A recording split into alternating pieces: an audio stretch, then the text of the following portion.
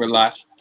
Oh my gosh. Hey everyone, how are you doing tonight? Thank you for joining us. My name is LBL and I am the founder and CEO of the Culturist Union, and we are back with another Black Millennial Roundtable discussion. Before we go ahead and start, I'm going to ask each and every single one of you, including our speakers, to share on social media, so that way we can get as many eyes on this topic as possible. So I'm going to stop talking so I can do the same.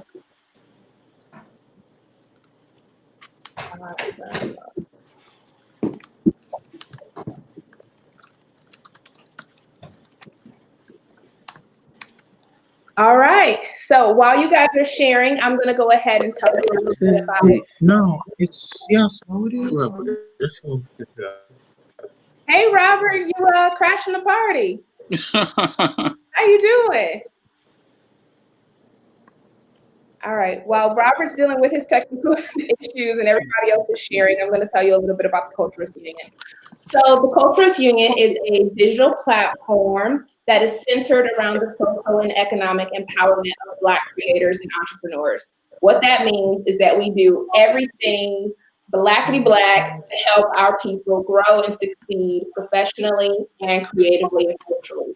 And we are so excited to partner with WRTR-TV, SSU's Mass Communications and Journalism Department.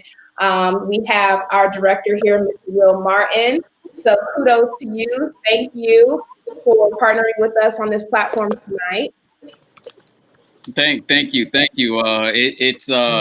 It was a pleasure, LB. I to tell you the truth, it's like I saw your story on WTOC and the things that you were doing in the community, and I thought that it was so important, and it's so timely for the type of things that we're teaching our students at in the journalism and mass communications department at Savannah State, and the type of things that I teach the aspiring journalists learning at WTRT TV.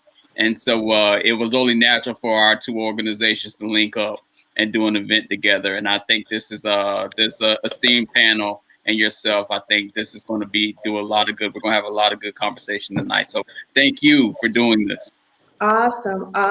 And I don't know why I'm having a problem finding the link myself, but let's just start with, I want all of our speakers to introduce themselves. We have some speakers hopping on, so if you guys see them hopping on, don't, just ignore them for a little bit and then we'll get to them. So Mr. Polite, can you go ahead and start this party and tell the people a little bit about yourself, who you are, what you do, where you're from, all the things about Mr. Polite. Absolutely. I appreciate you inviting me to be a part of this discussion, and I hope I'm looking to learn a lot from everyone that is here. But my name is Yusuf Polite. I was born and raised in Savannah, Georgia. I am a graduate of the oldest public historically Black college in the state of Georgia, that is the Savannah State University, with a degree in business management, and also have a master's degree from business from Savannah State University. I volunteer with a couple of organizations throughout the community, the Dandy Youth Development Corps, Young Men of Honor. Volunteer at Savannah High with a JRTC department, and I'm a big proponent of everyone voting and being a part of the voting process. So again, that's probably it about me. Again, I thank you all. Awesome. All right, Mr. Kelly, can you go ahead and take the baton? Absolutely. I want to echo Mr. Polite's well wishes and warm wishes. Thank you for extending the invitation. I'm very excited to be here and to learn from each of you and hear your perspectives. I am also a Tiger, but I am not a Tiger of Savannah State. I received my Bachelor's of Arts in History from Stillman College in Tuscaloosa, Alabama, where I was able to serve as SGA president my senior year in 2018. A good friend of mine is Sarah Dillard, who was an SGA president at Savannah State. So very excited about that. I'm currently a student at the University of Alabama, studying public health, and I am obsessed with health and making sure that we exercise the basic principle of democracy, one of which is voting. So very excited to be here, and thank you for the invitation. Awesome. Thank you guys for doing this for me. And then Ms. Brown, can you take the torch and tell us a little bit about yourself? Sure. My name is Latricia Brown. I am a graduate of Savannah College of Art and Design with a degree in fashion and a minor in accessory design. I'm also the organizer of Young Souls for the Polls, which is an organization that encourages and educates the youth about the voting process, local government, and getting involved and working at the polls. And I only recently became, became extremely passionate about politics and voter transparency and voter suppression. I did not go to Savannah State, but my husband did. So there's my speech. And before Mr. Gold goes, I will say I am not a SSU graduate. I am a graduate, however, of the illustrious Mecca, Howard University. So I'm going to throw that out there. You know, I appreciate SSU, but, LB, I have to tell you, my department chair, Dr. Juliana Trammell, is a Howard grad. She attended a graduate school at Howard. So, that always leads from the top. Yeah. When I told her a little bit about your background, she said I should have led with the Howard thing, and then everything would have been a go. So, all right, Robert, give it to us, Mr. Superstar.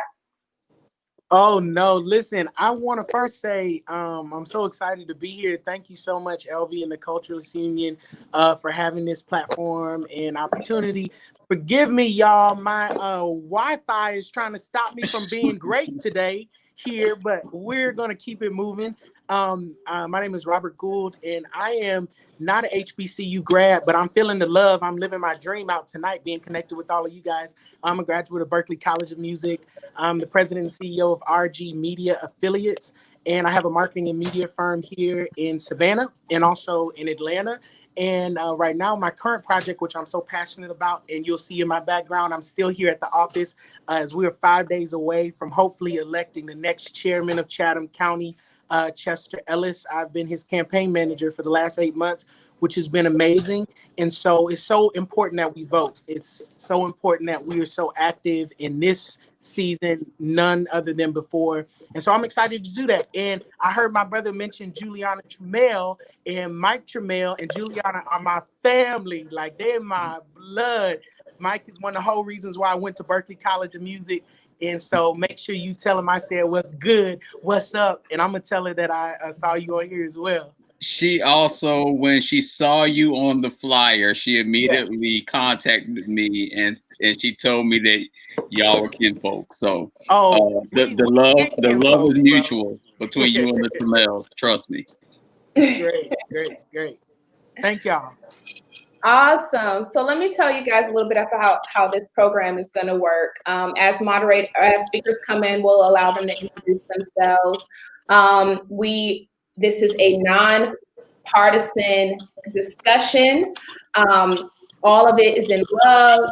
We're just trying to get this information out. We are talking about voter education. So I'll start with some questions. Feel free to ask your own. We'll just have this conversation go as organic as it possibly can. All right, we cool? All right, so let's get into the first question. There we go. Before we do that, hey, Mr. Mallow, how you doing? Hey, how y'all doing, man? Y'all messed me up with this technology. I had to download Google Chrome and get that on the MacBook and everything. Oh, she's fancy, Derek. She's moving up. LB's fancy now. I'm telling you, man. I said, what is this? Safari doesn't work. Oh, man. That's all Mr. Martin right there. He had to come with the technology. I was sitting there struggling earlier myself. Like, I don't know what am I doing?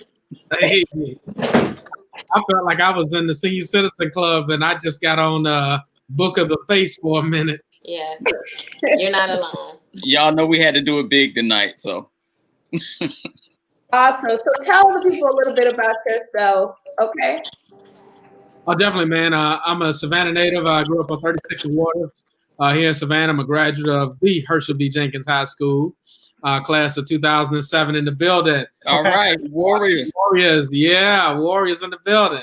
I'm a graduate of Savannah State with my master's degree in public administration and graduate certificate in nonprofit organization and leadership, held my SSU. And so I'm excited to be here with y'all tonight. And there's some other good stuff, but this is a nonpartisan thing, so we're gonna keep it like that. Awesome, awesome, awesome. And I'm sitting here trying to send this link to Mr. Darnell Johnson, who introduced Dr. Jill Biden just a couple of days ago at her rally at SSU. So I am struggling with that right now, but we'll get it together. I mean, you can't do it from Safari. You got to get on Chrome. It gave you like a list of browsers. Oh, yes, it did. This other one, it was like Opera. I was like, I never heard of that. What's that? Oh Lord, whole thing. It's okay. We're gonna get it popping though. Let me send him this link. Oh, also to our audience, please remember that you are always welcome to ask questions, have comments, engage with us. So if there is anything, we will make sure that your voice is heard too, especially at the end. So please don't feel free to drop your comments. Feel free to, ask your questions, and we'll make sure that you're heard. Okay, so let's get into the very first question, which is, does our vote count, and why or why not? An hour meaning Black. God dang it. Okay. Hey, Reagan, you here. Y'all keep popping up. See, y'all not going to be on CP time on my Millennial Roundtable discussion. I'm going to need y'all to do better. Reagan, thank you so much for participating. Can you tell the people a little bit about yourself? Yes, I will be quick. I'm sorry. I was running behind. I had meetings. In my defense, I am an hour ahead of you guys. So I had to end a meeting and jump right in here. And you had to download Chrome, so thank you. Yes, I had to download Chrome. I was not prepared. I'm sorry. Hi, everyone. My name's Reagan Henderson. I work in diversity inclusion for a Tier 1 international law firm, and I'm based in Minneapolis. I am a graduate of Howard University, and that is how I know LB so well. I'm actually keep it short because I know I'm late. So I think that's good. I'm really happy to be here. Thanks, everyone. Awesome. And I think Mr. Johnson is hopping on. But let's get into the first question, and then we'll introduce him after the first question. So the first question is, does Black votes count? Why or why not? I mean, I'll go first, man. I'm going to tell you right now, Black votes count. Black votes are extremely important, and we have been, as African Americans on this forum tonight, have been heralded as if a candidate was going to win and pull out. Having Black votes can determine an election, especially if it's a swing in that election. And oftentimes, Black voters have been taken for granted. But I know this is nonpartisan, but I would share that even when Joe Biden was trying to solidify being the presidential nominee, he went to South Carolina and got Congressman Jim Clyburn's endorsement because he carries a strong weight in the Black community, and he needed that to push him over. And if we didn't, Trump wouldn't have a platinum plan. That's all I'm saying. Anybody else want to hop on this?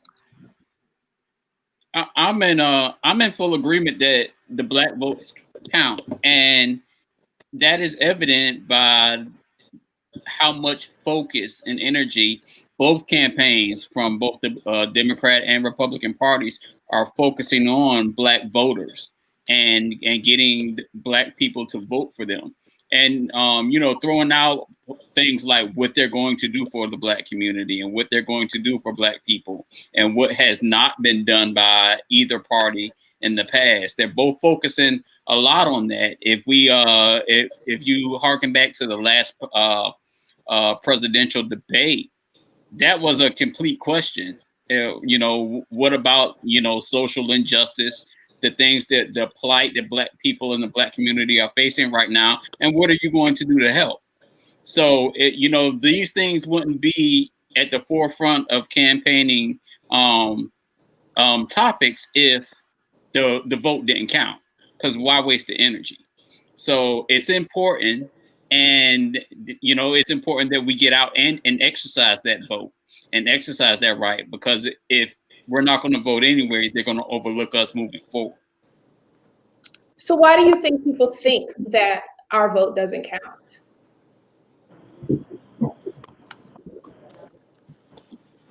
I can hop on. I mean, I think you have to start. Oh, go ahead, sis. I'm sorry. Go ahead. Go ahead. I was just going to say it's extremely easy to cause someone to feel discouraged, and if our vote didn't matter, there wouldn't be people waiting for us at the polls trying to get us to not vote. There wouldn't be so many mayors, for example, here in Pooler, that were against us having absentee ballot boxes. How does a whole city with the second highest population in Chatham County not have a single ballot box?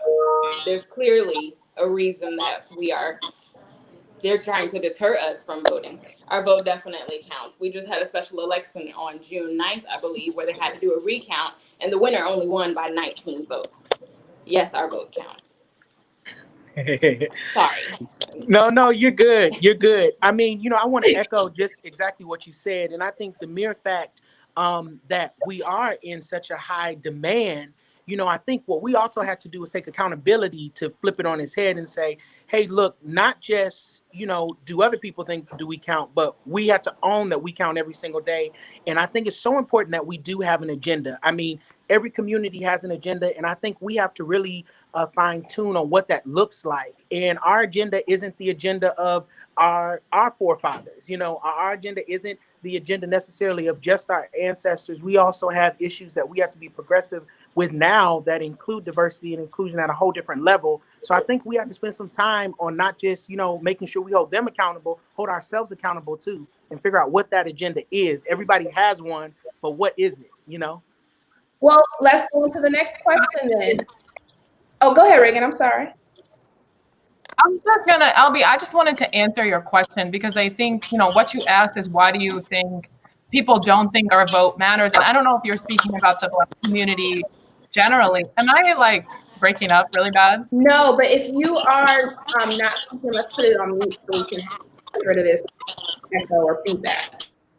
Okay. There we go.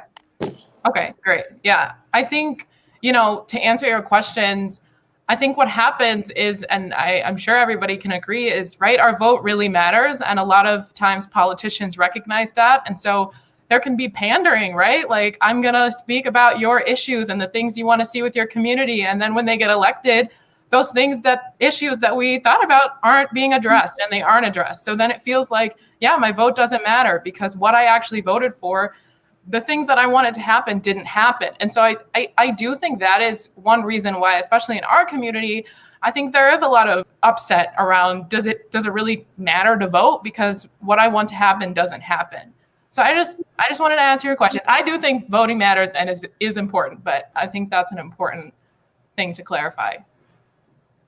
I think it segues into the next question, though. So there's a trend in the Black community that Black voters only vote every 4 years instead of voting every election cycle, which is typically yearly. Why is this problematic, and what steps can we take to rectify this if it is problematic? Go ahead, girl.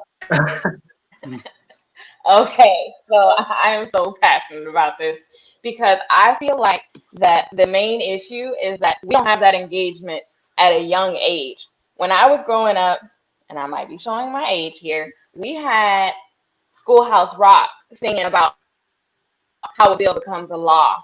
And when I got to, I think it was high school, later on in life, I actually ended up doing a skit with other high schoolers, and we pulled from that, had somebody produce a beat and mix it up. And the engagement, in my opinion, I feel like if it were to start when kids were younger and they knew the process and how they could be involved and how it affects them at a local level, and weren't just thinking about the presidential elections, then they would know, oh, I need to be voting at special elections. I need to be voting on off years. Like, I need to be voting on all these elections, not just the presidential and all the ones in between are the ones that affect us at home. So that to me is why I would feel like the engagement's not there at a young age, and so it just gets worse as people get older. They're not as tapped into what is happening in politics, and so they're not engaged. My perspective on why people, in that younger demographic tend to not vote is because it's hard to find a candidate that will resonate with you and your issues. Oftentimes, we take younger voters for granted. Like they don't have issues and concerns that they're interested in, the things that are passionate to them. And we usually just show up with a plate of food and say, well, we think this is what you should eat. And so they say, well, that's not what I want. So if that's not what I want, then I'm not going to participate in your process. Because a lot of people feel like it's a process and they don't feel like they have a seat at the table in that process, especially as younger people look for their identity and look for ways and how they can fit into this process. And then when you look at the people that you have representing you, they most times don't look like you, don't represent you. They can't even resonate with where you're from. And so when they have a conversational dialogue with you, sometimes it feels like they're talking over you. And so that turns you off from even participating in the process because you feel like they don't get it. They're not listening to me. And I'll just give a quick story about it. Go ahead. So I oftentimes talk to people about, jump. Go ahead, Latricia. No, you're fine. So people always ask me, when it comes to especially people who, when you look at people who essentially, if a young man has a gun and you say, young man, you don't need that gun, what do you say to the young man when he says, when I pull out this pistol, it makes you stop to have a conversation with me, but without the pistol, you won't have a conversation with me. And so to me, that's why when Lil Baby came out with his song and he said that nobody's listening to us, I love the song. I love the song that he dropped.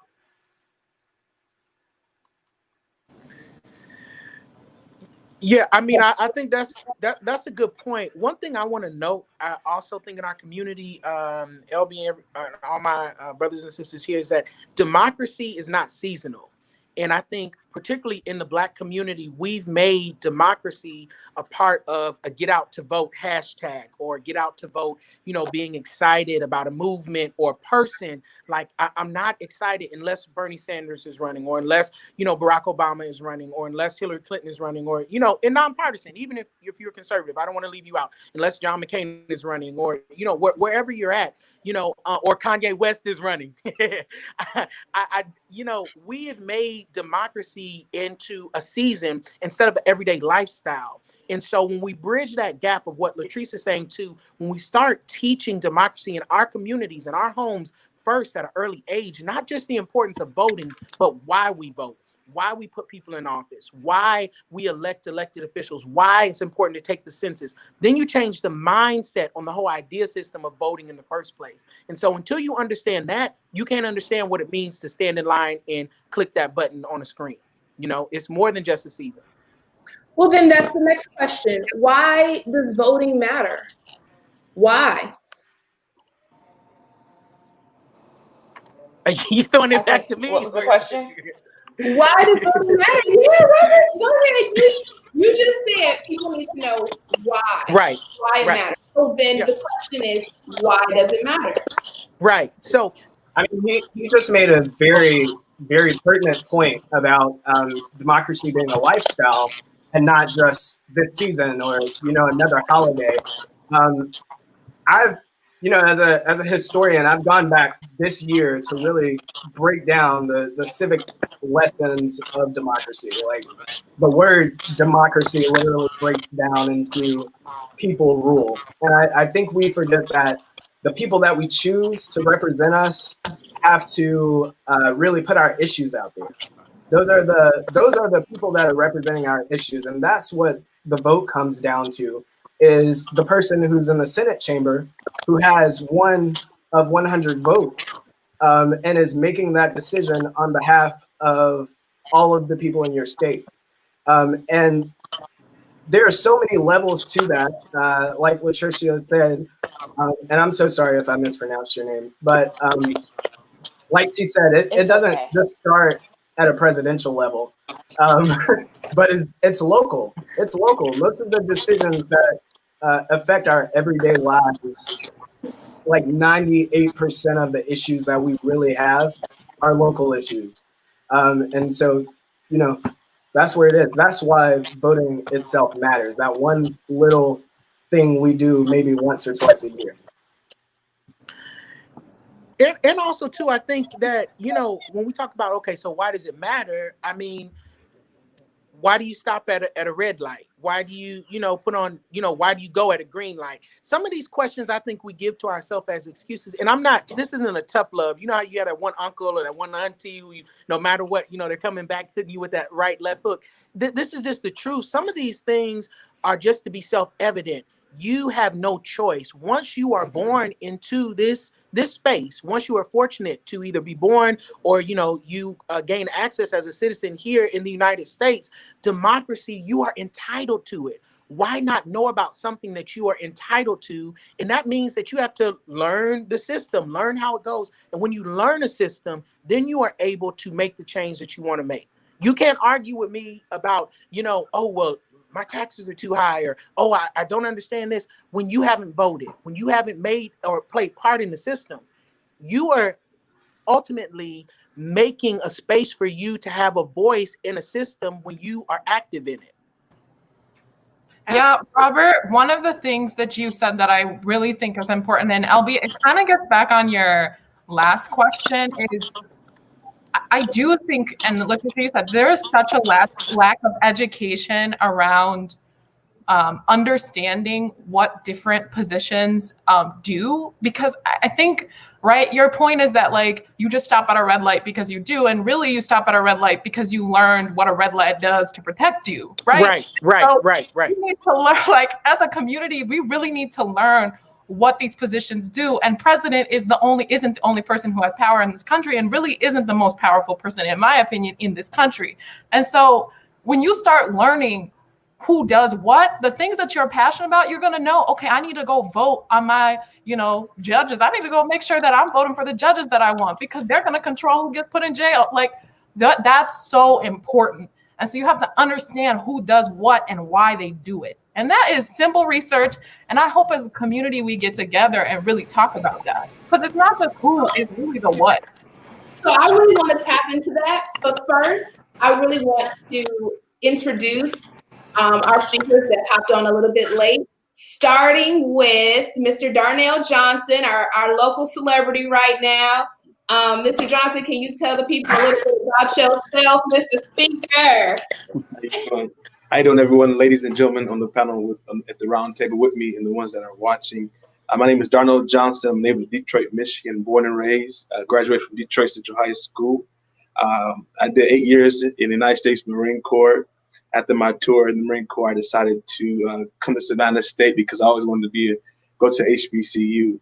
And since then, I've been here. And while being here, and recently, I help out in local campaigns, also with nonprofits and things like that.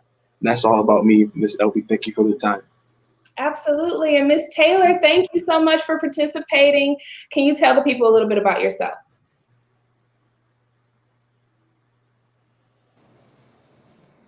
Hi, can you hear me? I can. We can hear you. Can you hear me? Yes. Hi, my name is Felicia Taylor. I'm a Savannah State student, currently in journalism right now, and hoping to gain access into the Peace Corps once COVID is, of course, out of the way. Awesome. Well, thank you so much. We can't wait to hear you guys' insight. So Reagan just left off with, we need to learn who does what, and we need to figure out, like the reason why we stop at a stop sign, like Robert said, we stop at a stop sign is because it protects us, right? So this goes to my question. My question, we had an audience member named Mr. Dwayne Smith, and if you paid attention to any of my roundtable discussions, you know that he is a force to be reckoned with. And so he asked, should we throw away a whole plate of food because it's not everything you want? My question is, is it important that a candidate align with 100% of your ideologies, or can you have differences? Well, I'm gonna jump on it because that was one of the comments that I shared. No, I don't think you have to throw the whole plate of food away, but you at least have to come with something that I want on it. You can't just bring me a plate and say, "Well, this is what you're gonna eat," and it's nothing that I want on there. Like you just can't do that. It at least has to be something that I want, and then I'll try everything else. But at least intrigue me with something that I want. But just to say this is your plate and you're gonna have to eat it, nah, I'll sit back on it. I'm good. I'm good, love. God bless. Like you have to at least come with something that I want. Like I just you just can't force me to eat it just because you said it's here. You got to eat it. Like nah, I'll sit back and starve before I eat it. Like that's the level of generation that we have currently, and I think we have to be real about the people that are coming up behind us. I mean, I got a few grays up there, but the folks like my brother, if you come with something and he will literally sit back, like you got it, fam. I'm not finna eat it. Like I go hungry before I eat what you got, like straight up. Right. So if you think that you can just say, well, I bought you something, it's not what you want, but you should get it. Like here you go. Right. It's not gonna work with this generation. Yeah, I would add just Jarek, like for me, it's not just like you got to have something I want. That main course better be what I want to eat because I don't want a little side corn muffin that I want to eat. Like I want the main course. I want to make sure that I am eating good. So yeah, for me, it's not just having one thing on the plate. It's having the main thing on the plate aligned with my values because I'm not going to do that. Well, I have to interject because I feel like right now we've gotten really stagnant and waiting for somebody else that fits exactly what we're looking for. When if you don't see it and you haven't seen it, maybe it's you. So be the change you wish to see. You haven't seen that on the ticket in the last 8 years. What are you doing? Check out which district you're in. Who is the incumbent? Who would you be running against? What are your issues? Find your followers and run yourself. That's where I'm at. If I don't like it, then I'll do it myself. I want to second that. Oh, go ahead. Oh yeah, I want to second that right quick because like for me, the thing about it is I think this generation is so different. And I feel like we keep saying, oh, there's so much that needs to be educated in the Black community. And I agree with that. But I do think there is a revolution that is coming with younger leaders and millennial leaders who are saying, hey, look, if I don't understand the process, I'm getting ready to get inside of the process and figure it out. I mean, the AOCs of the world, the, Miranda Presley, there's an amazing list of people who are now currently serving who are taking a stand on what they believe. And sometimes the greatest way to learn how to cook is not to know the recipe that your mom and them knew. It's just for you to get in there and figure it out. You might have to burn a couple of times that chicken, but once you figure out how to make it just right, it works, So I think we have to be willing also to get up and get inside of the process. Is voting an act of activism? It can be used as an active activism, I believe. How do we do that, Darnell? I believe like now is a prime example. Now is a prime example because you have people that even though it's some people that don't agree all the way with Biden, but they believe that he is the best choice, and it's a lot of people that believe that they'll vote for anybody except for Donald Trump. So, I believe that you utilizing that and making your points as a coalition or a group of people, if you have one, and to, petition the people to use that vote accordingly. If that answers the question. Before we get into the next set of topics, anybody want to close out on what this round is all about, the why? Okay. All right. So, do you believe Black voters should pledge their allegiance to one party or another? Why or why not? Absolutely not. And I say Not that at all. I say that because at some point you are taking for granted.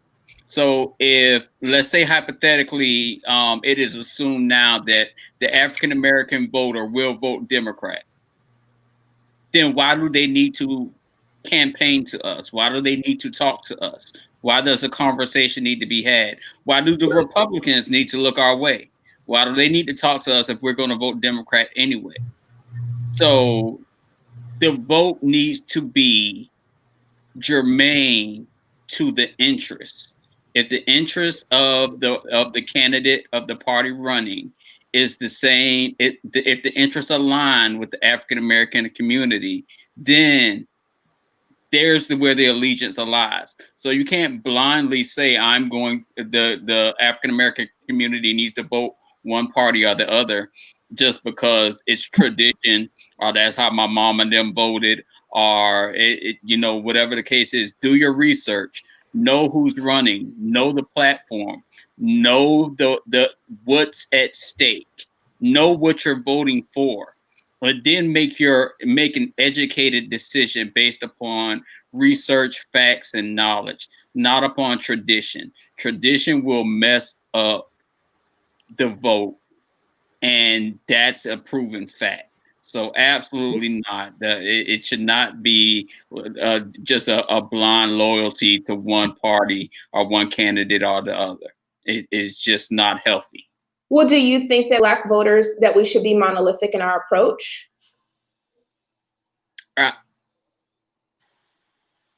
I wouldn't say that. I would just say be informed. Be informed in our approach. Be educated in our approach. Be willing to do the legwork, do the research. It's like sometimes we take for granted that we're going to vote for one party or the other. We take more time to research a new restaurant we're going to go eat at than we do in the candidates we vote for. Or it was like, well, I heard good things. Let me Google them. Let me see what other people say about them. Let me look at their menu online. Let me see what they offer before I waste my time going over here. Well, research your candidates like that. Go online, look them up. Do your due diligence before you cast your vote. So I would say be an educated voter, not and that's I think that's the key to success. Showing. Go ahead, Trish. I'm sorry. Oh, so my question, I definitely agree everyone should be doing research, but what I found is I've even started delving more into it is that people, even though I do my research, people still, instead of doing their own, will just come to me, which is fine. But I feel like, do you know what the magic formula might be to make it easy for people to do that research? Because to me, okay, you could get your voter history card in the mail, and then you can see what district you're in, and then to me, from that, you can see, well, okay, this is the district I'm in, these are my candidates, and you can go and look up what your sample ballot would be. It's easy to me, but that knowledge is not readily available to everyone else. So where do we start educating the 16 and 17-year-olds so that when they turn 18, they can be engaged and feel confident in where to get the information from?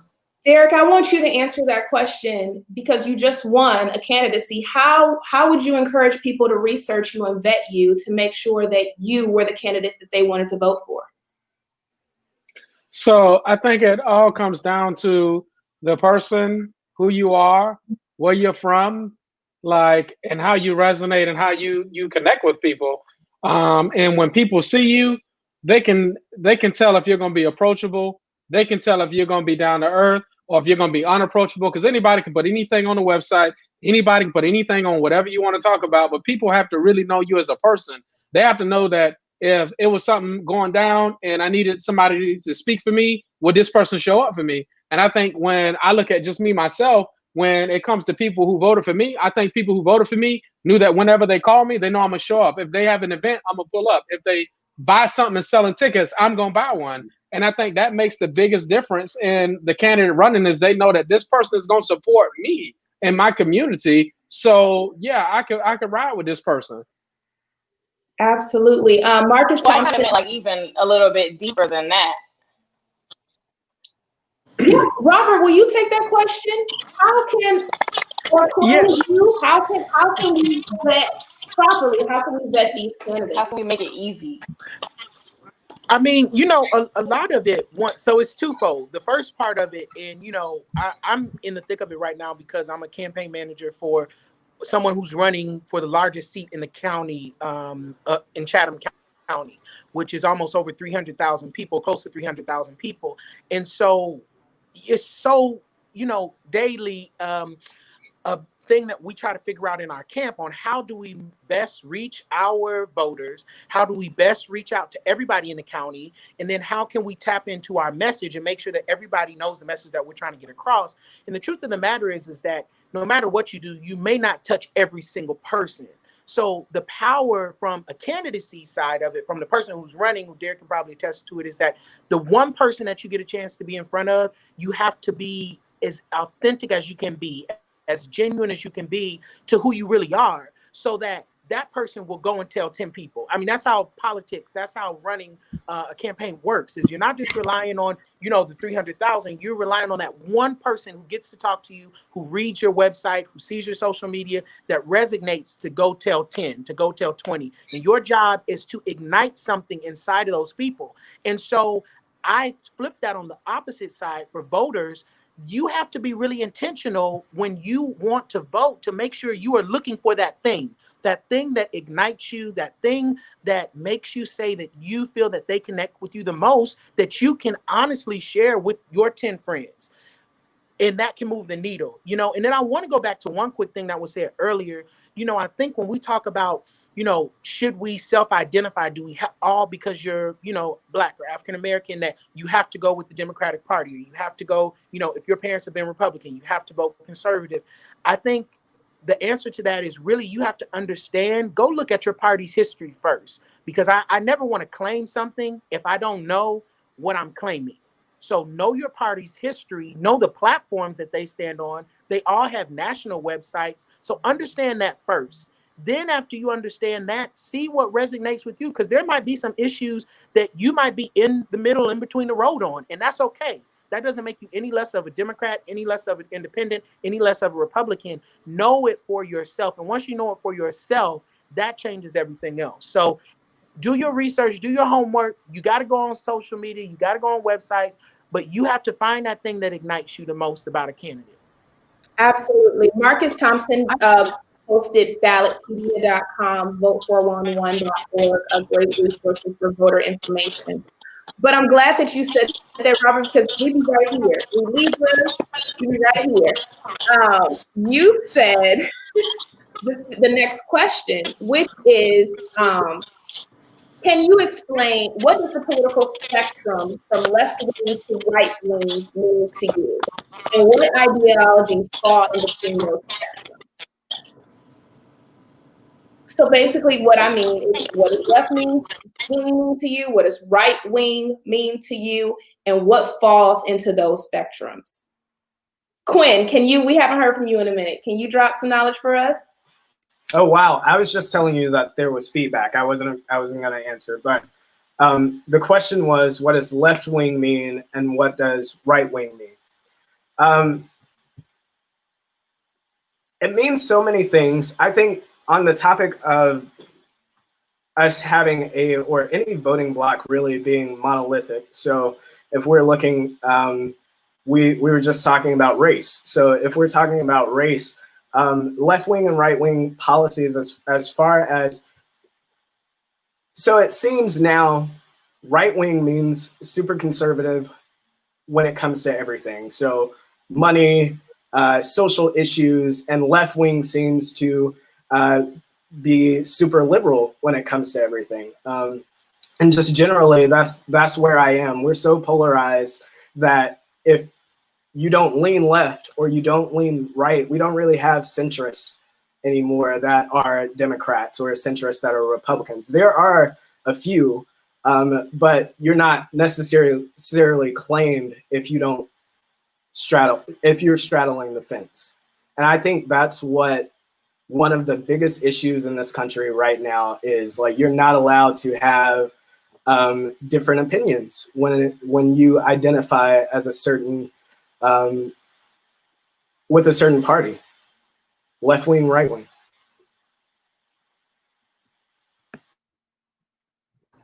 I think the problem for me is when those opinions infringe on people's right to live. That's where I have a problem, right? Like I agree in differing of opinions, and I can totally understand having different perspectives, but when your perspective is oppressive, I have to draw the line there. And what does it mean to you, left wing, right wing? Me? No, Derek. He's been shaking his head.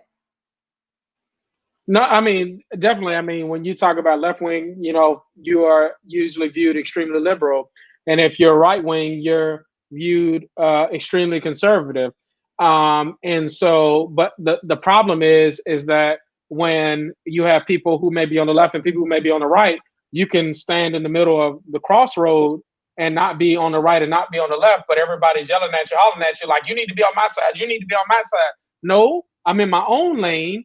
And I don't have to come to either one of your sides because I have what's important to me, what matters to me, and what I'm important about. Don't yell at me and tell me I'm wrong because I'm not on this side or this side. I'm not wrong. I'm doing what's best for me. And I think we forget that people as voters are going to do what's best for them and their situation and their circumstance. And what either one of y'all are yelling may not be in my best interest, but what I'm saying right here in the middle, this is what's in my best interest. I got to look out for me at the end of the day. Nobody else is going to look out for you like you. And I can't trust nobody else but me. So if I'm going to fall on something, I'm going to fall on me. And I'm betting on me any time of the week. I'm not going to bet on you, Elby. I'm not going to bet on Darnell or Reagan or anybody else. I'm going to bet on me because I know me. And so I think we have to be realistic about the conversation that you don't have to be on the left. You don't have to be on the right. You have to be you. And people have to understand and let people be in their space. And we try to yell at you and tell you got to be in my space. I agree with my brother. Oh, I'm sorry. I'm so sorry. Can I add one more small thing to that? I agree with my brother Derek so much, and Reagan too. I'm so glad you made the point because I feel like as a voter, right now we're in a space and a time, and this is a nonpartisan space, and I have conservative, independent friends. I have liberal friends. Me personally, I am a Democrat, and there's some things because I'm a Democrat and I'm also a small business owner. There's some things that I can agree with my conservative friends on when it comes down to business and economics and a small business growth, but for me, what trumps me personally, is moral and morality. And I'm a strong moral voter. And so I connect with candidates who have strong moral backgrounds, and decency and kindness for others is so important to me for when I'm voting for somebody. And so I think we also have to take a stand on some of those things. When we say, okay, we're willing to give people passes on some things, that's why I agree with Derek, but I disagree just a little bit of hair over here, because when I vote, I'm not just voting for me. I'm voting because I really am going to vote on some moral compass that I want my kids to live by, that I want my son to live by, that I want more Reagans, more Elbys, more Dereks to live by personally for me. And so I think you have to take responsibility when you vote that it is bigger than you, because, you putting them in the space could affect so many more than just you, so vote your conscience, but then vote and also think, do you want your kids looking up to this person? And I think that's a question we have to ask ourselves now, especially. So I want to come back to that, Robin, and just kind of tie it back together. Yeah, you're definitely voting your conscience and voting for your kids and your future. But in being who you are, you don't have to sacrifice you to fit in somebody else's square. Like, I think too much we try to make people conform to, you have to be all of this or nothing at all.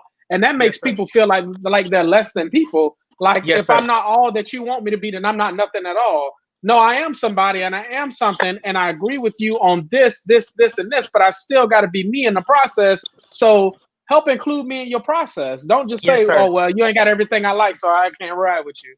I wouldn't have any friends if I didn't like everything about them. Like, I got some real good people, and then I got some friends who do some real ratchet stuff sometimes, but I'm not going to call them out because, they not my suit, tie wearing, preppy folks. I still got my hood friends, and they go do what they do, but I can't just say, well, y'all don't matter no more because, you got to be over here with the suit and tie people. Now, y'all can come over. You ain't got to wear a tie, but, just put a shirt on for me today. Yeah. You have no hood friends, I'm sure. No hood friends. Yeah. Don't go down my Facebook friend list. I got plenty of hood friends.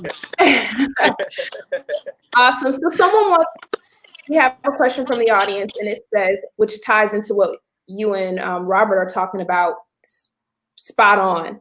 How do you choose what's best when you care about issues on both sides? When you like both sides of the table, how do you pick? You got to go and tally up everything that's important to you and you got to look at the greater good and the bigger picture. And you have to say, you know, if I make this move, this person can change the next 5 things that are important to me. Or if I make this move, this person is going to take the next 3 things away. And if it was basic mathematics, I got to go with the 5 things that's going to be positive and leave the 3 on the side. 100%. I agree with Derek. It's honestly like playing 100%. chess. You have to think a few years and down the line. Like when I make this decision and I check this box, am I going to be okay with that for the next 2 years? Am I okay with that for the next 4 years? What other things are on this person's agenda that may affect not necessarily me, but my kids or their whoever is going to take over after that person if we stay with this party? Like, to me, it's extremely methodical. Voting requires a lot of research to do it right. But on the voting tip, everybody that's like on the forum tonight, we all have the ability to influence people. And so when you're plugged into the space, like my friends call me and say, all right, Derek, tell me who do I need to vote for? Because they know, I know you done did your research. I know you done did this. Man, tell me who I should vote for. And I literally text people all the time and say, man, this is the people I'm supporting. If you're going to support, these are the people, you know, I'm supporting. They're like, hey, can I take my phone in the voting thing? Because I'm going to just vote this list right here. They rely on your word. Your credit is good enough with them. And so the reason you're probably saying it is, and I just want to share why that matters, because some people are not going to review every person on the ballot. Like they're going to go for the names they know. And I got friends who tell me, man, I voted for the folks that you knew, and everybody else, I skipped them because they didn't know about them. They didn't know what they do. And sometimes when you say, go look at that sample ballot, man, people don't even think about it until, you know, November 3rd comes, man. They go on there and they see this big, long ballot and all these people, they say, I never heard of half these people. Where they been? I don't even know what they do. And you say, well, man, we got to educate our community on the offices so they know what a tax commissioner does and what this person does and what that person does. But that's a whole educational process. At the end of the day, most people who are voting, if you just be real transparent about it, you know, I talk to my friends, they're like, man, I'm just getting money. Like that's where I'm at. All right. Well, that goes to the very next thing that we're going to talk about. Yusef, I'm so glad that you joined us back. I was worried about you, man. I'm glad you're back. Okay. All right. So, we missed you, brother. You left, man. So we had another comment that said, we can vet the candidates by attending their events, asking them questions that you want answers to, and not shallow questions, but hard questions, such as, what are your specific plans to invest in my community? How do you plan to improve the schools in my community? How do you plan to bring well-paying jobs to my community? How do you plan to stop police violence against Black people in my community? Then we had someone else say, you know, are we going to discuss economics on this roundtable? So the question that I have for you is, what are the hard questions we should be, as Black people, we should be asking these candidates?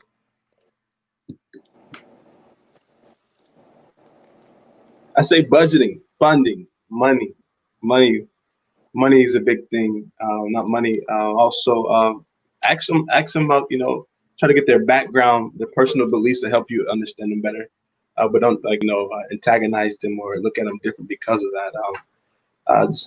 One of the things that a lot of candidates run on is seeing like I said, religion, see if they're in church, check their see their family values and things like that. Sorry about that, I got mixed up. But yeah. If I could just chime in. One thing I'll add. Oh, go ahead. Okay, I'll be really quick, I promise. One thing that I think is really important, and I think we've all touched on this, is education, right? So I really feel like we should be asking people about our schools and how we are educating our Black children very specifically. That is something we miss out that is important to ask about. Okay, that was quick. So you go, Yusuf. I'll be quick myself. I think it's important to always ask the difficult questions, but also have a realistic outcome. Because so often you may vote and think, okay, I voted and I asked them and he said, or he or she said that they're going to do this. And if they don't do that, or if they can't do it, then all of a sudden I don't want to vote anymore because he said he was going to do it and didn't do it. Well, maybe it wasn't that person. So we got to ask the difficult questions, but be realistic and say, do they have all the resources they need to actually execute on what they said they're going to do? I think the most important question that we have to ask is about health, about public health, especially right now. I'm studying for a master's of public health right now, and the pandemic is one thing, but public health, race is influenced by public health. The money is influenced by public health. Education is influenced by public health. All of these social determinants of health are questions that we should be asking these candidates. Yeah, I'll add really quick to that as well. I think health is important because until we attack health, you can't make the money unless you're alive. And so there's so many stigmas and also to just generational issues that we have not addressed in our health structure and our public health structure that affect even our economic structure. And so we have to tackle that, and education is so important, but I think we have to take it a step further when we talk about education. After we educate, we have to grant access. So one big thing that's important for me as a candidate, not only what are you proposing, but then what are the access points to making it accessible to your constituents? Because without opportunity, without access is great, but it stops and it leaves you at a space of stagnancy. You have to go a next step forward, which is making an access point. So let me ask you guys the next question. So we keep talking about researching and asking these tough questions. Regardless of who gets into the office, whether they are on one party or the other party, how do we vet, how do we hold these elected officials accountable, even if you didn't vote for them? Like, what are the actual steps that regular Joe Schmo can take to hold these elected officials accountable?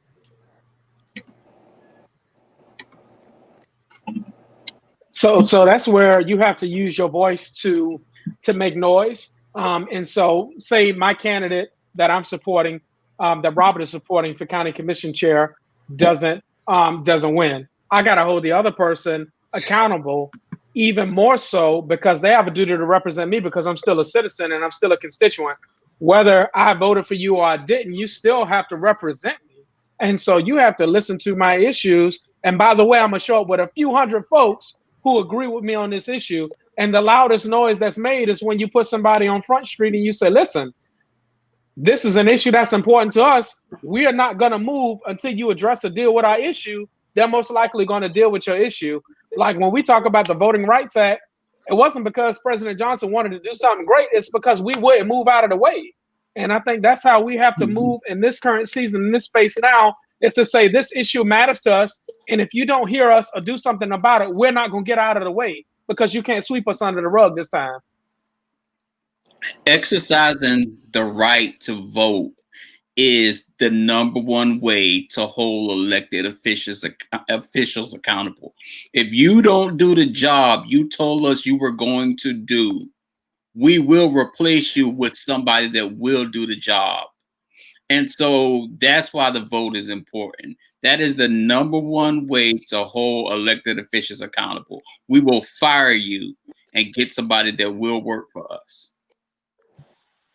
Awesome. And I think too, we have to, so the firing should be the end game, but right after we elect somebody, we should be paying attention to C-SPAN. We should be watching the city council meetings. We should be having the conversations when there is a vote that's ready to be had, like not just at the end when we've been disenfranchised for 2 years, for 4 years. We have to pay attention to what actions they're taking day to day.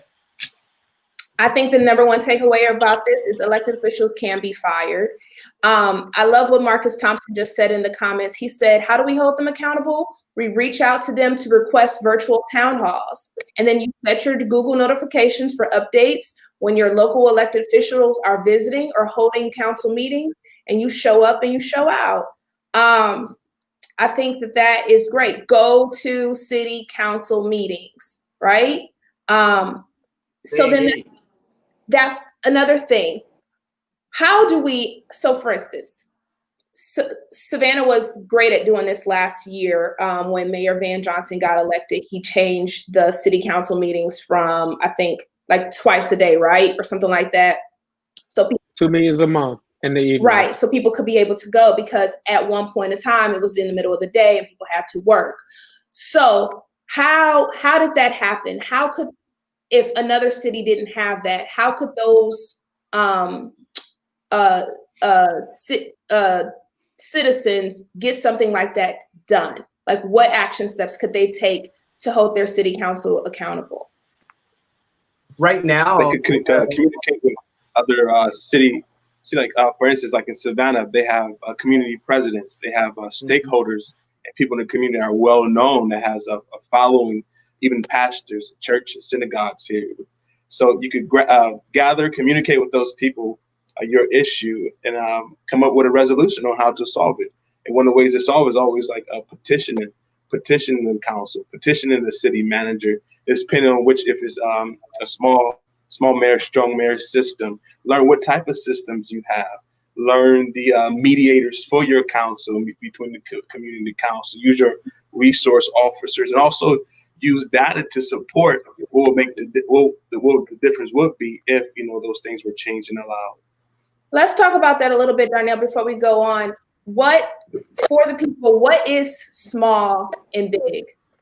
So small government, I foresay, for instance, Savannah has a small mayor system. So ultimately, the city manager has the power. He is the man, even though he is hired and recommended by the council. And so that way, the mayor shares pretty much the same power, I believe, not when it comes to legal and administration. Pretty much when it comes to this vote, he shared the same power as the rest of the council. He's not separate. And like Detroit, where I'm from, they have a strong mayor government where it's totally separate. And the mayor is pretty much like the county commissioner or the governor. He pretty much do his thing. We have his representatives from the community, which is the city council. Awesome. Quinn, were you about to say something? I'm sorry. I was just saying, we can't let technology go backwards after we perceive COVID to be over. I know in my city council meetings were not recorded or Facebook Live, where people could take their lunch break and watch the meeting. We really have to, if they can do it now, they can continue to do things like that. Absolutely. I just want to add, we can't miss our county commissioner meetings because the county commission chairman is the single greatest authority in any local government.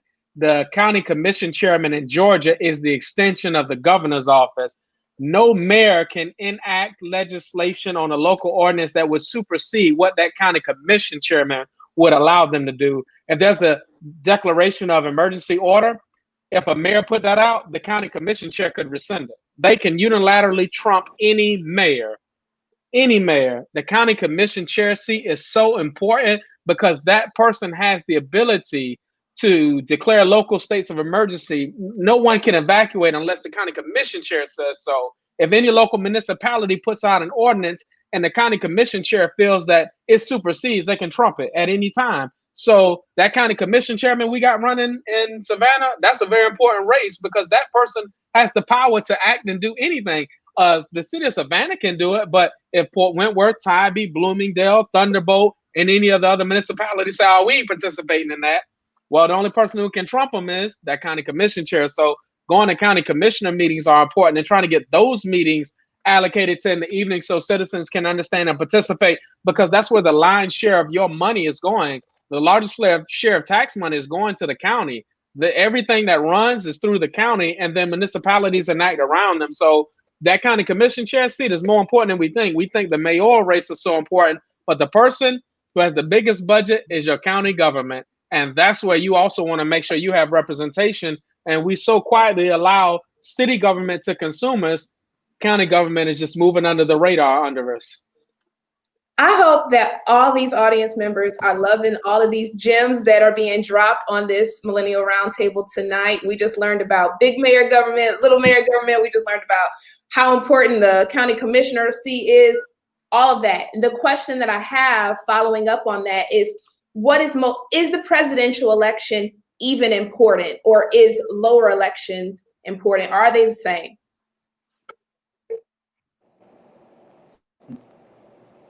I believe that they're equally important.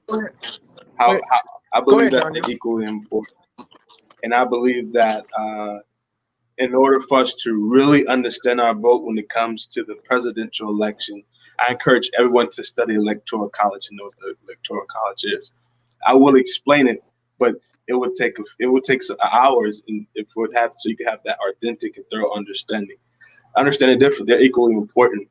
And I tell people, I said, if you really can't engage on who you on the presidency, I want you to still vote, but really maintain that focus on local government, local and state government, because they are more accessible. They're more accessible, but I believe that they're equally important. If I may Yeah, back him up on I that. want to just add a little bit to that, Darnell. It's so important. And I was just having this conversation with the voter the other day. It is important because we forget that elected officials are representatives, right? So when you vote, you are voting for someone to represent you. So if you just vote for somebody to represent you for the globe, then you miss out on who represents you, out on your front porch or in your backyard. And so I think when we break it down like that, especially for our community, because this is specific, to a certain audience, for Black voters and Black voter education, we have to start explaining to people that representation starts at home. Every morning you get up, when you get breath in your lungs and you're blessed to step out your front door, someone's representing and fighting for you. And so when you don't vote for that person, then you are cutting out and you're missing out the benefits that you're supposed to get right out your front door. Not, on a big screen level, not for you to hashtag, not for you to post on social media, but right there, when you step out your front door, when you turn the ignition to your key, someone is supposed to represent you. And so that's why you have to vote up and down the ticket. I have to agree. I think they are definitely equally important. For example, I strongly doubt, and I'm sure I'm wrong in some instances, but I strongly doubt that most high school seniors that are able to vote knew that their president had the ability to restrict their social media, namely TikTok, for example. I find it hard to believe that they would think that the president's role was unimportant if they knew that he could essentially restrict their screen time. That is something that is important to young people. And that's why I feel like the presidential race is equally important to the local elections.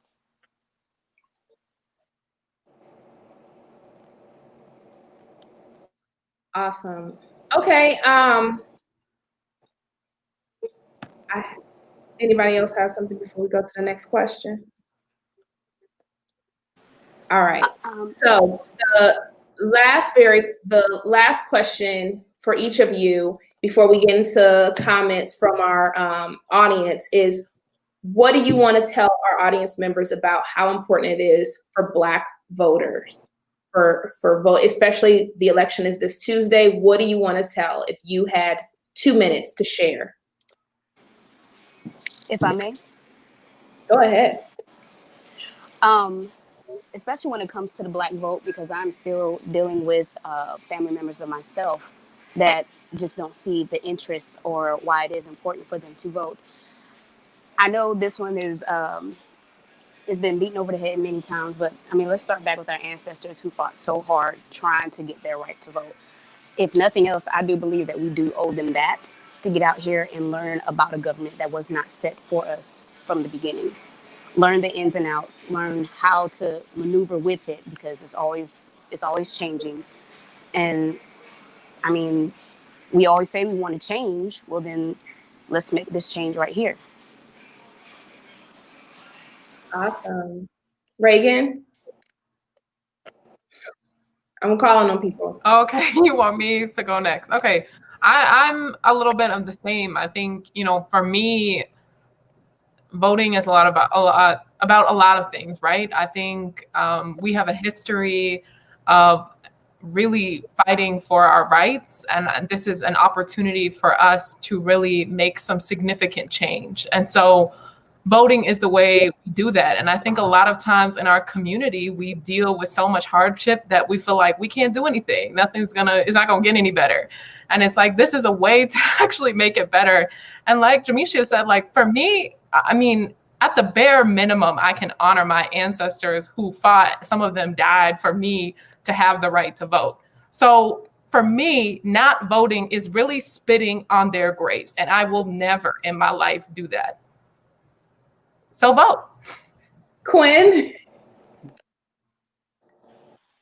Yeah, those answers are just primary. I don't know if there's much more for me to add.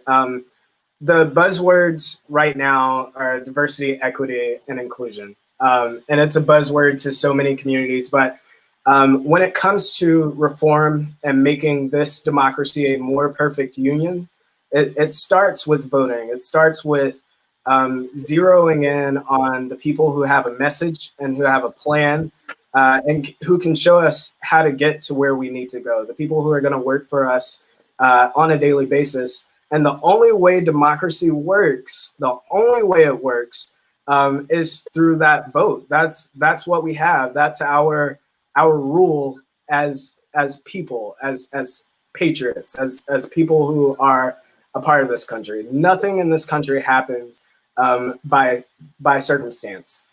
The people serve us. The people who we elect serve us. You said?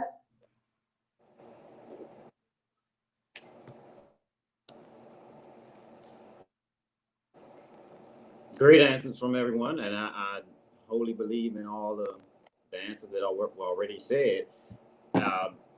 Believing that you have the power to change what is happening. That if you have an idea, that idea doesn't come into reality unless you do something. And voting is a part of that doing something. And that's pretty much it. Consistent voting. Robert? That's all I have. Yeah, I mean, everyone's pretty much said, I think, everything that's great about. So I won't talk about our past, because I think everybody said that it is a mandate over your life. Someone blood, sweat, tears, fight went into you voting. So yes, as a Black person, vote because of that. But then don't just look at the past, vote also for your future. Because if you're voting just for how you feel right now, then your vote is not as impactful. I didn't say don't vote, but when you understand that you are voting because of your future, then you look at the candidates down the ballot differently, you evaluate their platforms differently, and you understand that this is not about today. This is about generations and generations to come. And that is why I think so many movements in the African-American culture, our rich, diverse culture, from the 1800s up until now to the 21st century, have been so impactful because our ancestors understood the power of the future. They weren't fighting just for them in the moment, but they were fighting for our future. So you have to remember that. And then every vote counts. You know, not to single anybody out, but I know, you know, Mr. Mallow's on here, and he just ran an incredibly close race. And if one person may have not voted, it could have changed the whole trajectory, you know, but he is meant to be in the seat because every single person made a decision that they thought they were voting for the best person. And that's what we must do. We have to use that as an example for our entire generation. Every vote counts. Absolutely. And Trish? Mm-hmm.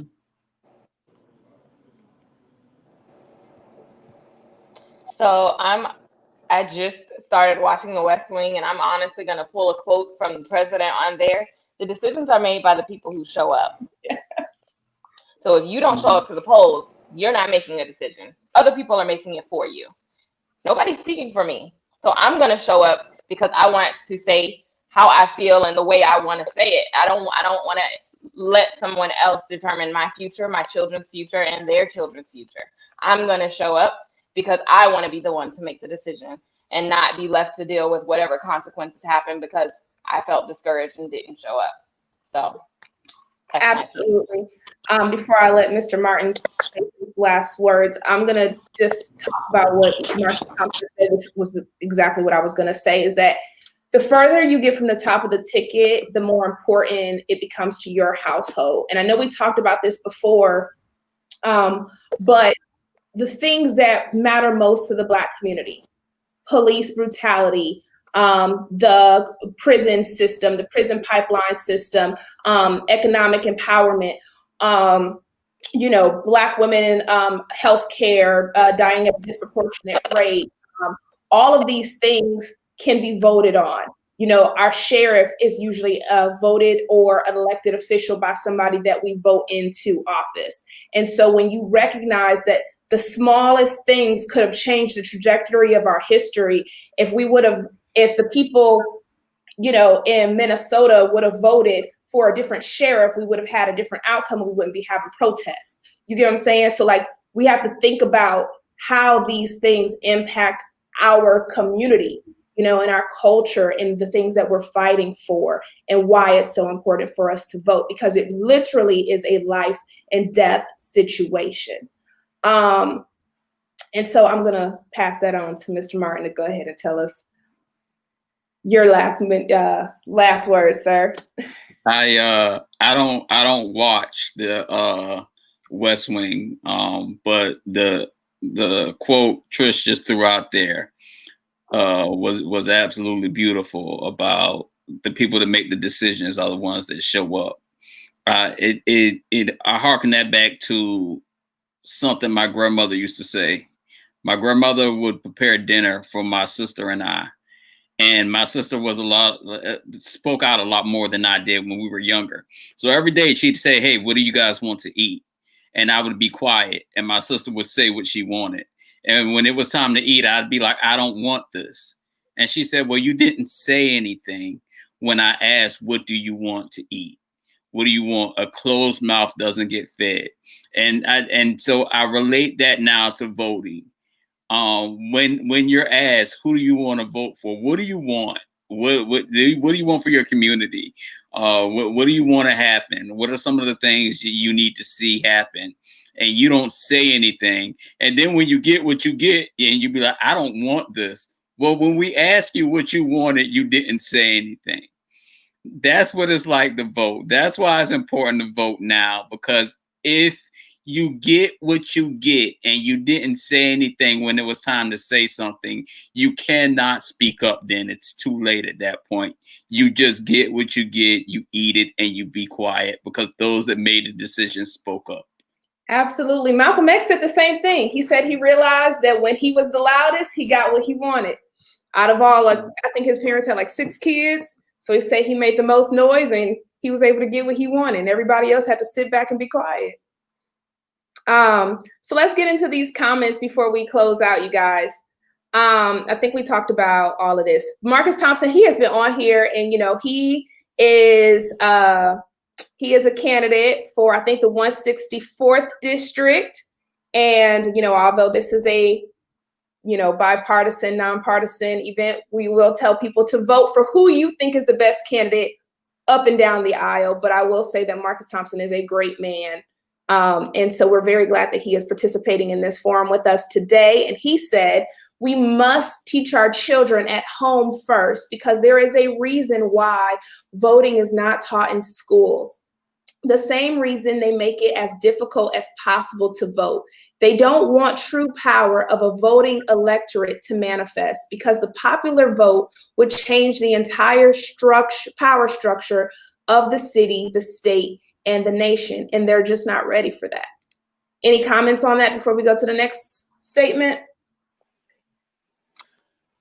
Oh, I just want to drop. I think they are ready. That's exactly right. And they know what it is. Go ahead, Trish. Oh no, I was just going to agree and say that's exactly why I started Young Souls for the Polls. It needs to start as early as humanly possible. I mean, I have no issue teaching my 4-year-old how a bill becomes a law, just because it's that important. It's really important. It is. Dwayne Johnson said, we also need to run for office. And Marcus agreed, said, yes, we need to run for office. How do people feel about that? Just people off the street, you're like, you know what, this issue isn't working for me. I think Trish said this earlier, like this issues, I don't like these candidates. I'm gonna run for office. Do you think it's easy? Do you think people should do it? Do you think people should have a history of like political background and a degree and all of that to run for office? Or do you think they can just, I feel like I got the swagger to get it done? If you have the passion and the time, do it. You can learn the ropes along the way. There are people that will help you. There are committees that will support you and get you the information. It doesn't matter if you don't have a background in political science, in my opinion. If it's an issue that you're passionate about, go for it. Man, this is a conversation that we've been having for a while. And I'm going to tell you right now, being someone that's run, it's hard as hell to run, because let me tell you, it's hard because most people don't know it takes a lot of money. It takes a lot of time. It takes a lot of everything. And I encourage any young person that wants to run to run.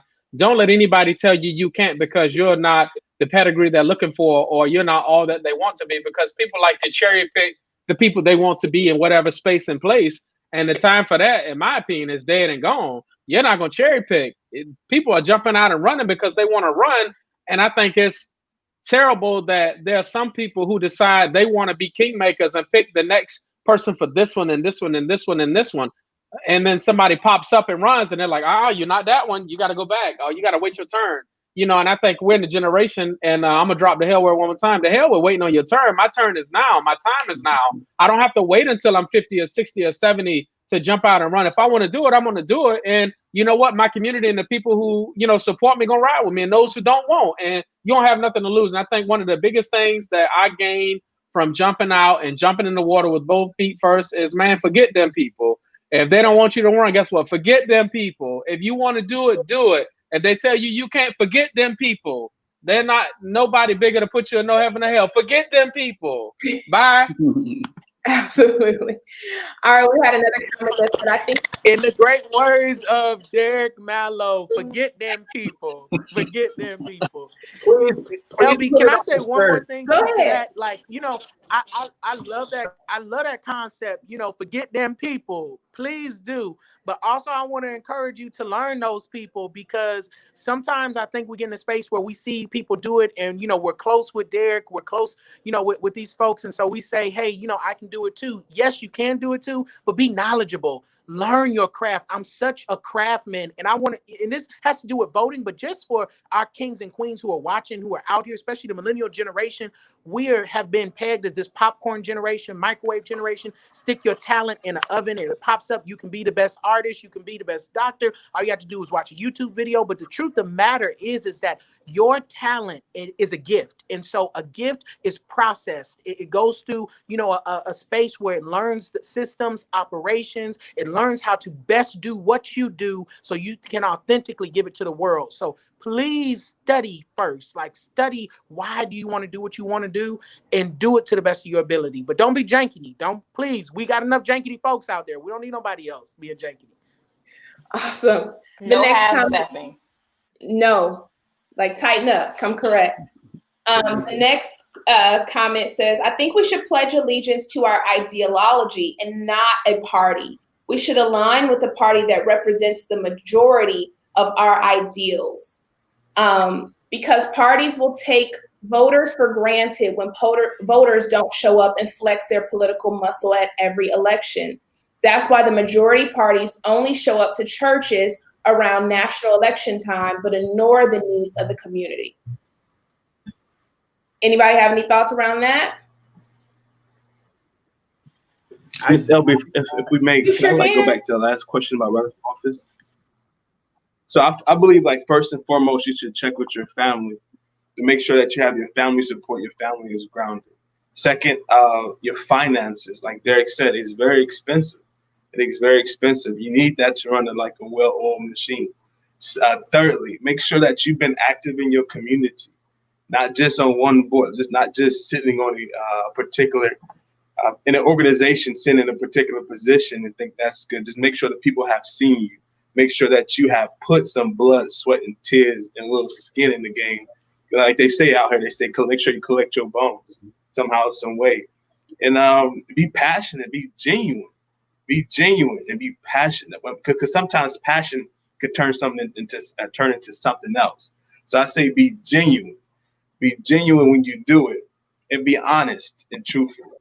So that's what I believe that you should do, that checklist when you're running for office. Absolutely. Marcus Thompson again said the local is the most important vote every 2 years, midterms and the general. And then he also said that the sheriff was on the ballot this year for Bryan County. Chester Ellis said, good evening, everyone. Let's get out and vote on November 3rd. This is great dialogue and discussion. And he also said the Chatham County Commission chairman race is going to be very critical. It is a very important election. Please get out and vote. This is a panel of some great young leaders in our community. I do concur, and I am excited for your futures. I'm excited for your futures too. I am so encouraged by this dialogue, and I support you. We should want to fix things and jump in and work it. All right, you guys. I think we beat this drum. How you feel? All right. So last thing, tell the people how they can follow you, how they can follow your platforms, how they can get involved, what you're doing, what you're going on, and then we're gonna wrap up. Cool. Let's start with Mr. Mallow since he's in the middle. Dang. Well, listen, I'm on Facebook, y'all, but I would encourage everybody to connect with me at Derek for Georgia House District 163. I'm on Facebook, and I'm also on Instagram at Derek for Georgia. Same thing. On Twitter at Derek for Georgia. And if you add me on Facebook, you can find me at Derek Mallow on Facebook too as well. I'll add you. But I try to keep my personal life and my life and the political scope a little separate. So, like I post my community and my family and the things that I'm passionate about on my Facebook page. So if you with the foolishness, don't add me because I'm still working on me. And if you try to come for me, just know that I didn't send for you. So if you come for me, come correct. I'm just letting everybody know that now. Love y'all. Well, there it is. Mr. Kelly, can you tell the people how they can reach out to you, how they can find you, how they can support your platforms? Sure. I'm not very big on social media, but I am on Facebook, Quinn Kelly Jr. I'm on Instagram, Quinn S. Kelly, and I'm on Twitter as Quinn Kelly14, Quinn Kelly 14. All right, Miss Henderson, Miss Reagan Henderson, can you tell the people about you, how they can support you? Sure. Yeah, I'm also not the hugest social media, but I'm on Facebook, Reagan Henderson, and then I'm on Instagram, but I don't even know my Instagram name, so that's not helpful. So just find me on Facebook. And yeah, like I said, my platform is pretty small, but I do work. I'm on a board of a couple nonprofits, and those are also ways you can reach me. Awesome. Hey, Trish, let the people know about you and what you got going on. So don't add me on Facebook because if I don't really know you, I will not add you back. But you can follow me on Instagram. Young Souls for the Polls is the one that's probably most relevant to what we're discussing here. Or if you happen to be in the market for fashion, you can follow Trish B. Stylin on Instagram. Awesome. Mr. Johnson, you need to let the people know about you before so we can say we know you win because you're about to blow up. I see it coming. Not at all. But I like to encourage everyone to vote. Pull up and vote. I know this is a nonpartisan ordeal, but I say vote for. I'm voting blue wave. Join the blue wave. I'm voting for Joe Biden. I'm voting for Chester Ellis, and all the way down the line. You can follow me on all my social media at DLJohnson0122. I'd like to thank Savannah State Journalism and Communication Department and the Cultures Union for this opportunity. Much love, God bless, and thanks again. Awesome. And then Mr. Robert, come on, Songbird, tell the people how they can find you, how they can support you. Thank you so much. I want to first start out by saying thank you to Savannah State University for this platform and opportunity. Thank you so much to the Culturalist Union. I believe in the power of HBCUs and the leaders of this next generation. And that's why it's so important for us to invest back in HBCUs. So thank you so much. You can follow me on all platforms at the RG Experience, THERG Experience spelled out. I'm an author, a motivational speaker, and also have a marketing and media firm, and that is the rmafirm.org. You can find more about our services and what we do in the community and what we do professionally, and follow and keep up with my speaking in my book as well, The Intern Guru, which you can purchase at thermafirm.org. And lastly, I want to say again, the importance of our voting is on the line this Tuesday. If you haven't voted, you can still vote tomorrow, but our democracy is on the line, and we have to rep your set, the whole ticket down. You know, me personally, I am a Democrat, and I'm supporting Chester Ellis for chairman of the Chatham County Commission, who is also an SSU grad. But whoever you're supporting, get out and vote and make a difference, because your future is depending on your vote this election. Thank you so much again. Awesome. And Mr. Will Martin, I want to thank you again. Can you please tell the people how they can reach out to you for your platform while we still have them on the line? Well, you can definitely contact the Journalism and Mass Communications Department at Savannah State University, and ask for Will Martin at 912-358-3378. And that's the home of WTRT TV, which hosted us and was our platform tonight. So shout out to the Journalism and Mass Communications Department that created me, and a bunch of other communication specialists that are doing great things out in the world. And you can contact me personally. I'm on Facebook and Instagram. Just search for Will Martin. My small business, Serious Ways Multimedia. Any number of those things are on Instagram and Facebook as well. So I look forward to hearing from each of you. Great conversation.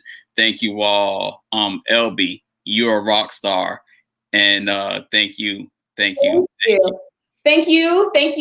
to all of our panelists today. Thank you to SSU's Mass Communication and Journalism, WRTR-TV.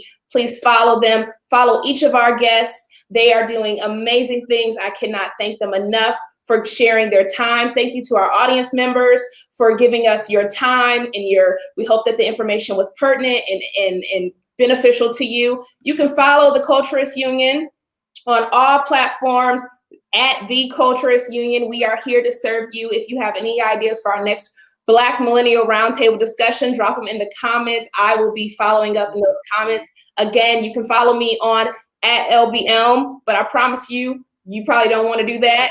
Follow the Culturist Union. Thank you. Thank you. And you guys all have a great evening, okay? Get out there and vote November 3rd. Thank you. Bye, y'all. Bye. Appreciate it, y'all.